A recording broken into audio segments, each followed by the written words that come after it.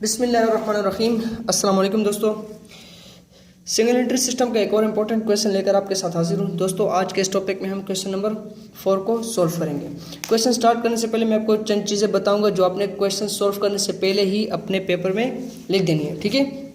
सबसे पहले आपने लिखना है opening stock, then closing stock, then adjusted capital and then drawings. अगर आप ये लिख देंगे तो आपको पेपर में ये क्वेश्चन सॉल्व करने में आसानी होगी, ठीक है। आपने एक चीज़ इसमें याद रखनी है कि अगर आपको ओपनिंग स्टॉक या क्लोजिंग स्टॉक इन दोनों में से कोई एक या दोनों गिवन ना हो तो आपने इन दोनों को फाइंड आउट करना है। और अगर आपको एडजस्टेड कैपिटल एंड ड्राइंग्स में से ये दोनों गिवन हो तो वेल एंड गुड, अगर आपको गिवन ना हो तो आपने इनको फाइंड आउट नहीं करना, ठीक है। दोबारा सुन लें, ओपनिंग स्टॉक या क्लोजिंग स्टॉक में से कोई चीज़ गिवन ना हो, इन दोनों में से कोई एक गिवन ना हो तो आपने इनको फाइंड आउट करना है। और एडजस्टेड कैपिटल एंड ड्राइंग्स में से अगर गिवन हो तो वेल एंड गुड, अगर गिवन ना हो तो आपने इनको फाइंड आउट नहीं करना, ठीक है। दूसरी चीज़ इस क्वेश्चन में ये है कि आपने ये वाला फार्मूला याद कर लेना है जिससे आप बिजनेस का प्रॉफिट या लॉस फाइंड आउट कर सकते हैं। फार्मूला होगा हमारे पास first closing capital, then add drawings, उसके बाद उसमें से माइनस कर देना है एडजस्टेड कैपिटल, एडिशनल कैपिटल, उसका आंसर हमारे पास यहाँ पर आएगा एडजस्टेड कैपिटल, उसमें से माइनस कर देना है ओपनिंग कैपिटल। तो हमारे पास यहाँ पर जो आंसर आएगा वो हमारा प्रॉफिट या लॉस होगा, ठीक है। अब चलते हैं क्वेश्चन की तरफ और देखते हैं कि इसमें हमें कौन कौन सी चीज़ें गिवन है और कौन सी नहीं। Nawaz commenced business on 1st January 2005 with a capital of rupees 25,000। 25,000 से नवाज ने अपना बिजनेस स्टार्ट किया, तो ये नवाज का क्या होगा, ओपनिंग कैपिटल 25,000 मैंने यहाँ पर पहले से लिख दिया टाइम की बचत के लिए, ठीक है। एक रिक्वायरमेंट तो हमारी कंप्लीट हो गई। नेक्स्ट हमारे पास ही immediately bought furniture and fixture for rupees 5,000, assets purchase किए। On 30th June 2005, he borrowed rupees 12,500 from his wife at 9% per annum। अपनी वाइफ से लोन लिया 9% के हिसाब से, जो हमारी लाइबिलिटी क्रिएट हो गई। And introduced a further capital of his own amounting rupees 3,750 और एडिशनल इन्वेस्टमेंट की देखें, इंट्रोड्यूस अ फर्दर कैपिटल, ठीक है। तो ये एडिशनल कैपिटल है जो यहाँ पर हमने रिकॉर्ड कर देना है 3,750। नेक्स्ट हमारे पास यहाँ पर Nawaz due at the rate of rupees 750 per month at the end of each month for house hold purpose. House hold purpose के लिए जब बिजनेसमैन अपने बिजनेस से कुछ कैश लेता है तो वो उसकी ड्राइंग्स कहलाती हैं, ठीक है। तो यहाँ पर देखिए ये पॉइंट आपके सीखने का है कि 7,750 जो है ये पर मंथ है। तो एक साल में टोटल कितने 12 मंथ्स होते हैं, तो 12 मल्टीप्लाई बाय 750 आपने करने, तो यहाँ पर आपके पास टोटल ड्राइंग्स आ जाएंगी 9,000। क्लियर। उसके बाद हमारे पास है on 31 December 2005 his position was as follows, cash in hand, cash at bank, sundry debtors, stock, bills receivable, sundry creditors, owing rent, liability है उसने रेंट पे करना है, furniture and fixture are to be depreciated 10%। ये तमाम चीज़ें जो होंगी वो आएंगी बैलेंस शीट में जब आप फाइंड आउट करेंगे क्लोजिंग स्टॉक को। क्लोजिंग स्टॉक आप जब फाइंड आउट करते हैं तो यहाँ पर आप कुछ इस तरह का फॉर्मेट बना लेते हैं। स्टेटमेंट ऑफ अफेयर का आपने यहाँ पर फॉर्मेट बना लेना है और उसके बाद जितने भी एसेट्स होंगे उनको एसेट साइड पर रिकॉर्ड कर देना है, जितनी भी लाइबिलिटीज़ होंगी उनको लाइबिलिटी साइड पर आपने रिकॉर्ड कर देना है, ठीक है। सबसे पहले यहाँ पर देखिए हमारे पास करंट एसेट है cash in hand. Cash in hand की अमाउंट है हमारे पास यहाँ पर 500। उसके बाद हमारे पास यहाँ पर सेकंड है कैश एट बैंक। आपने साथ साथ बुक में देखते जाना है। कैश एट बैंक की अमाउंट है हमारे पास 6,500। उसके बाद हमें गिवन है यहाँ पर सन्ड्री डेटर्स हमारे करंट एसेट्स हैं जो कि हैं 12,000, ठीक है। हमें यहाँ पर गिवन है स्टॉक, जितने भी एसेट्स हैं सबसे पहले हम उनको एसेट साइड पर रिकॉर्ड कर लेते हैं। स्टॉक है हमारे पास 17,000 रुपीज़ का। उसके बाद है हमारे पास यहाँ पर बिल्स रिसीवेबल। बिल्स रिसीवेबल भी हमारे करंट एसेट हैं 4,000। देन हमें गिवन है फर्नीचर एंड फिक्सचर्स, अमाउंट है 5000।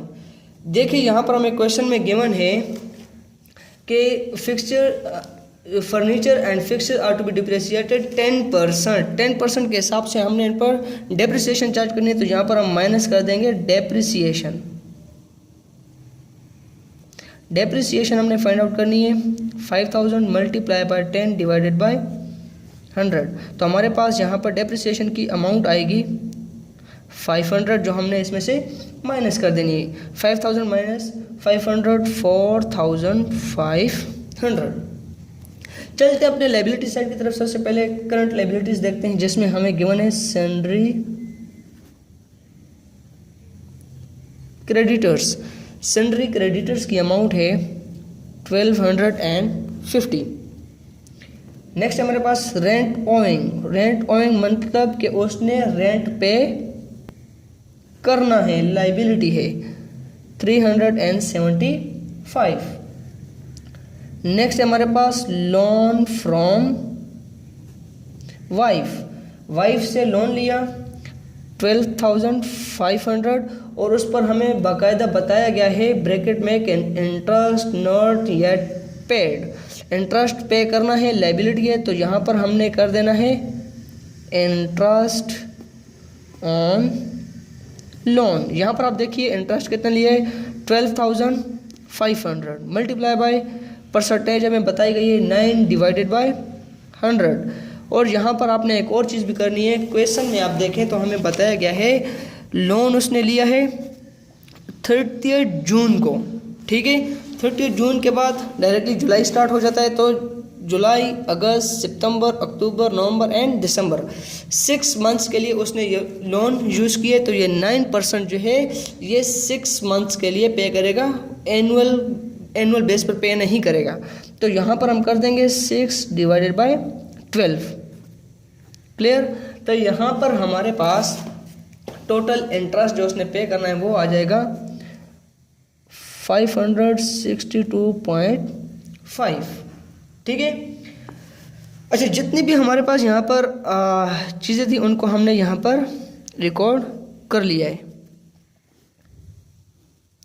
यहाँ पर हमारे पास ये जो बड़ी साइड है इसको हमने ऐड कर देना है। हमारे पास यहाँ पर आंसर आएगा 44,500 और यहाँ पर भी 44,500। क्लियर। अब ये लायबिलिटी साइड हमने इसमें से 44,500 में से माइनस कर देनी है, तो हमारे पास यहाँ पर आंसर आएगा 29,812.5। ये हमारा हो जाएगा क्लोजिंग कैपिटल। अब क्लोजिंग कैपिटल की रिक्वायरमेंट भी हमारी यहाँ पर कंप्लीट हो गई। अब हमने इसको यहाँ पर लिख देना है क्लोजिंग कैपिटल के सामने 29,812.5, ठीक है। अब इस डेटा में से हमने ये तमाम उठाकर इस फार्मूले में पुट करते जाना है। तो देखिए हमारे पास क्लोजिंग स्टॉक है, क्लोजिंग कैपिटल है 29,812.5। अब इसमें हमने ड्राइंग्स को ऐड कर देना है। ड्राइंग्स है हमारे पास 9,000। ड्राइंग्स को ऐड करेंगे। ड्राइंग्स को ऐड करने के बाद हमारे पास यहाँ पर आंसर आता है 38,812.5। इसमें से एडिशनल कैपिटल हमने माइनस कर देना है। एडिशनल कैपिटल यहाँ पर है हमारे पास 3,750 ब्रैकेट। अकाउंटिंग में ब्रैकेट का मतलब होता है माइनस। तो ये जब माइनस करेंगे हमारे पास यहाँ पर आंसर आएगा 35,062.5। इसमें से हमने ओपनिंग कैपिटल को माइनस कर देना है। ओपनिंग कैपिटल है हमारे पास यहाँ पर 25,000। 35,062 में से जब 25,000 हम माइनस करेंगे हमारे पास यहाँ पर आंसर आएगा 10,062.5, ये हमारा होगा profit made during the year.